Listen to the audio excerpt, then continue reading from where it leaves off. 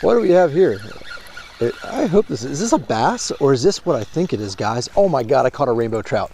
Guys, I caught a rainbow trout. I can't even believe it. I'm out here bass fishing. I knew there was trout in this lake, but dude, this is absolutely ridiculous, unexpected treat. I don't have a stringer. Guys, Cornell with YouTube Fishing Vids. I'm out here back on this mountain reservoir that's been drained. This guy got it right in the nose. Look at this, guys. Kitech 3.8 bluegill flash on my 1/4 ounce underspin, my fish head spin by Swarmin' Hornet. It hit hard. I knew something was different about it, especially the way it was running. And look at this little beauty. They're really slimy. I want to be real careful with these guys because these are beautiful. Take a look at this rainbow trout. So there we go, rainbow trout out of a mountain reservoir fishing for bass. And last time I was out here, guys, you saw what I did. I tried to do everything I could do to actually get the power fishing on with jerk baits and rattle traps and everything else. But here we go, this beautiful little rainbow trout going back. Look at that. All right, so I'm on the shoreline again, guys. I'm actually out here after an effort out on my local lake where it was turning over and things were tough, and the Ned rig for the past 3 videos has been the name of the game. But beautiful morning, ice cold. I actually had ice film on the top of some of the ponds on the way up here, guys. So it was about 28 degrees early this morning, about 41 degrees when I got out here with the light breeze. I'm bundled up pretty good. But rainbow trout. Guys, stick around. I'm gonna be throwing this swim bait and maybe one other type bait. I don't have anything when it comes to soft plastics today. I wanna show you again what I'm doing here. Nothing, not a single thing in my hands, nothing more than me, myself, and I. One little box of baits, literally, and that one underspin and that one jig head to throw it on. Here's what I got. Next, coming up, after I throw that underspin a little bit, it's blade bait time. If you guys are familiar with how these blade baits work, I've got the classic, original Silver Buddy. That happens to be a 1/2 ounce Silver Buddy. That's gonna be going on after I do a little work with that underspin, possibly. We'll see if that underspin just wants to get them and then we'll stick with it. And then I got this little guy. This is, I can't remember, it's a Johnson's, maybe something really, nothing really expensive, something I got out of Dick's, little 1/4 ounce. It's a little blue back, little chrome belly, red eye deal. So we're gonna be throwing some blade baits today. I'm gonna be throwing that Kitech swim bait with that underspin, and maybe we'll get a bass, but if I get a couple more trout, I'm not going to complain about that. Stick around.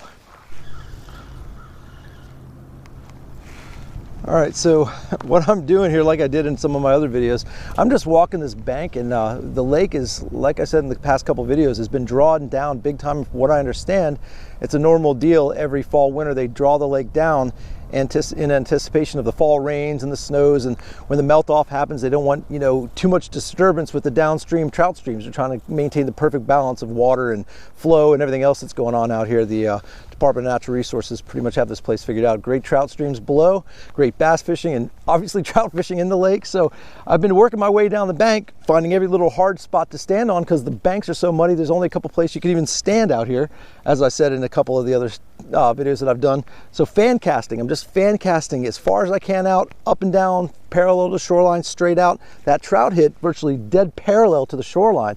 I'm letting the underspin sink all the way to the bottom. I know these fish are on the bottom from the past experience. I'm super slow, creeping it across the bottom. Every now and then I'm giving it a little twitch just to give it a little action, maybe get a reaction bite. But that trout hit it on the straight retrieve and it pounded it. So I'm throwing it on my my 7'1" Legend Tournament St. Croix rod. It's a medium, extra fast action, and this has got the 15-pound test Sunline, the Sunline SX1 braid on it. I got a 10-pound test rod's length of Invezex Seagar fluorocarbon. So that's tied onto the, like I said, 1/4 ounce underspin, fish head spin by Swarmin' Hornet, and the Kitech 3.8. Awesome package.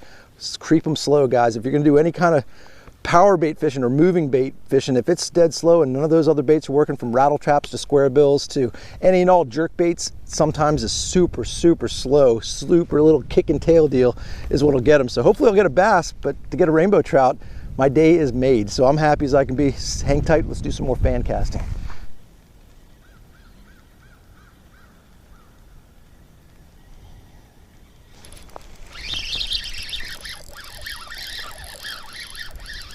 All right, now guys, I had him.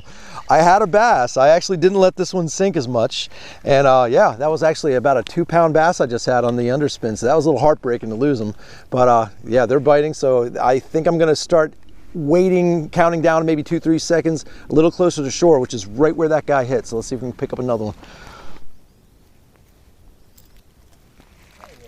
Hey, Sneakers, you guys are ridiculous. That's pretty funny. What's going on, man? Not much. How you doing? Mr. Cat. Having much luck? Yeah, I caught a trout. All right. And I hooked a bass. All right, sweet. You want to see some? You want to see a driver's license? Yes, please. Not a driver's license. Right, fishing license. You got it. Nice to see you. Nice to see you guys out here. Thank you. You're welcome. All right, you have a good one. Yeah, thanks, guys. Appreciate you coming down, folks. And that's why you respect your resources. You bring your driver's license, you have your ID, you have your fishing license. That's really important. It's not worth coming out here, guys, and messing around and getting yourself in any trouble. These guys are here to keep the resource intact and protect the resource, and we're here to do our part to contribute to it. So just do what you got to do. Get your driver's license out with your IDs, and be sure you're carrying your fishing license.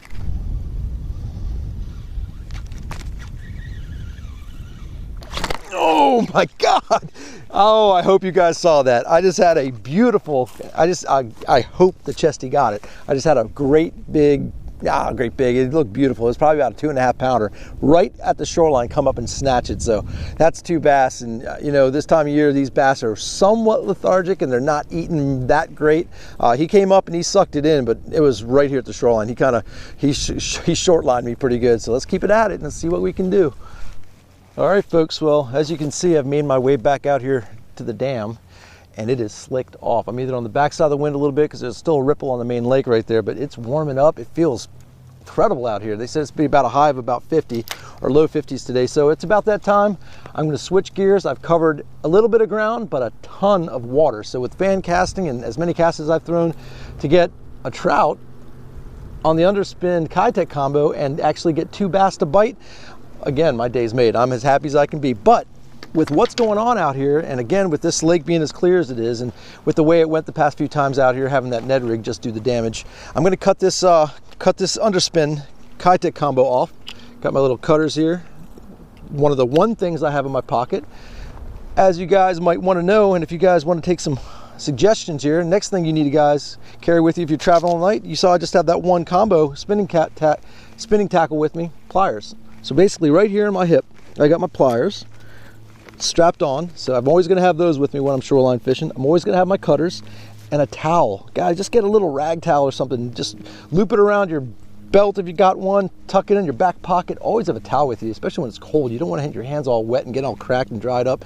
So definitely have those 3 things. Bring your pliers, bring some cutters, and bring a towel. And then when it comes to your baits, like I said, I showed this to you earlier, that's all I've got. I've got this one setup and I got a little box of baits, and I'm going small, guys. I showed you them earlier. I'm not gonna throw that big half ounce silver buddy. That's just a little much for what's going on here, especially with the depth of the water and the size of the bait. These bait fish are obviously very finicky. So I'm gonna put up and not even think about throwing the half ounce. If I had a 1/4 ounce, I would, but that's the 1/4 ounce.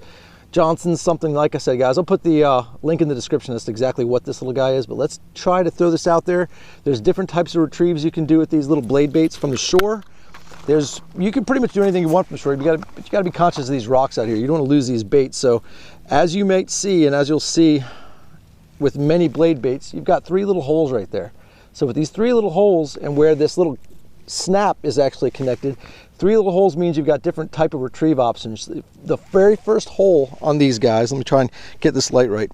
So the very first hole right here on these blade baits is actually for a fast retrieve. So if you're going to burn that thing across and you want the pitch of that bait to be right and you're burning it across through the water column, that's going to be your first hole. Second hole is medium retrieve, just a little bit slower concept. That's going to keep the pitch of the bait just a little bit different. And the very last hole is more for vertical jigging, or for what I might be doing today, which is yo-yoing it. So if you're going to yo-yo your bait, you might want to put it on the last hole. But even if I'm going to be yo-yoing it, I'm still going to just keep it in the center hole from the shoreline. So with that center spot, I've got the option to go fast, slow, burn it, yo-yo it. I'm going to pretty much do anything I want to do with that beauty. So I'm going to throw that out there, see if I can get any of these finicky trout to bite.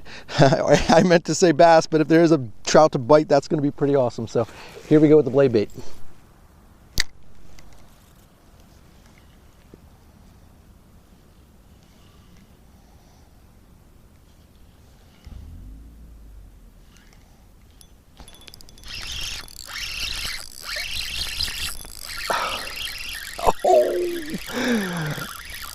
Oh, this is awesome. I got one on the blade bait, guys, and it's not a bad fish.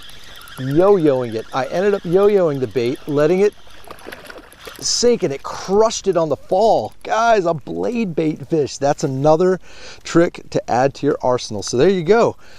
The blade bait strikes. It's not quite as cold as it is for some people when they break these out, but guys, in this type of situation, I'm telling you right now, mix it up. If you can't handle throwing Ned rigs, if you can't handle dragging little soft plastics, tubes, shaky heads down on the bottom, and you can find some aggressive fish, these are the kind of baits that can do it in these clear, pressured waters. Go ahead and get out some tiny little blade baits, subtle little paddle-tailed swim baits, maybe an underspin. Sometimes an underspin might be too much.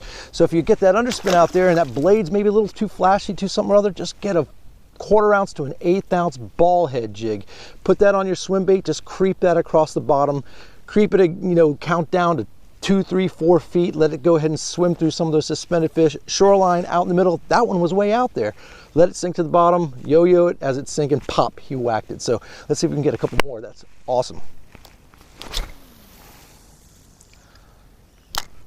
Yeah, guys, I am launching this thing. This thing casts so far on a 7'1" medium fast action rod and 15-pound test braid. This thing goes a country mile, which is great because you're going to cover all the depths. You're going to get it as far out there as you can and have all that water coming back to you to cover, coming up a bank, coming up a slope. So it's still sinking, 1/4 ounce. It's pretty deep out there. So I'm watching the line. The line is actually still sinking from the moment it hit the water. It's still sinking. It's still sinking. I'm watching it. The line's crawling. There it is. It just dropped, hit the bottom. So that's how long it took to hit the bottom. So it's pretty deep out there. So the retrieve is real simple. If you're going to yo-yo it like I did to catch that bass, a blade bait is a real subtle presentation when you hop it. If you just take your rod tip and you're right there at about maybe 10 o'clock and you just barely raise your rod tip, all that blade bait is going to do is going to hop off the bottom with a real quick flutter and a real quick jolt of vibration, and it's just going to flutter back down real fast. So what's happening, I'm taking it up and I'm letting it loose and letting it go slack. I can see the line drop, but I'm assuming, just a couple seconds, if you do a short hop, it's going to hit the bottom. So quick hop, let it sink. Reel up slack, quick hop, let it sink. It's a little hop, guys. You don't want to rake that thing up out of the water and get it coming up 2, 3 feet. You just want it to come up off the bottom, sink, come up off the bottom, sink. The reaction bite's going to happen. Once it comes up and it flutters, bang, that's when he's going to grab, and that's exactly what he did. So that's what I'm going to keep doing here for a minute, see if I can pick up another one. Okay, folks, I'm going to call it. I only had about an hour and a half to beat the banks and do some fan casting and see what I can accomplish from shore. And bringing nothing but a couple moving baits out here. Really, really light load. The Kitech underspin combo. Killer. I can't believe I got a rainbow trout. I haven't caught a trout in the longest time, so that was absolutely awesome to do that. Picked up a couple 2+ pounders that I just couldn't get in. They just short struck me a little bit, kind of close to shore, but that was awesome. So I actually was able to hook a couple bass. That made my day along with the rainbow trout, but making my way all the way back here to the dam, I barely had 15 minutes to throw that little blade bait, 1/4 ounce blade bait. I'm going to put the link in the description as to exactly what that is. It's Johnson something. It's just something I picked up real quick on the way out here, knowing that this is about the time and these are about the water temperatures and conditions that these little blade baits can be killer. So way out deep, let it sink, hop it, real short hops. As you're coming close to shore, watch out for the rocks, watch out for the dying weed edges, burn it back in. You might pick one up on the end, way back into shore, but short hops, guys. I'm telling you, a little yo-yo job with those little blade baits are killer this time of year, and continuing on into the winter season. So as always, guys, I appreciate you subscribing. I really appreciate you joining me. Until we meet again, over and out.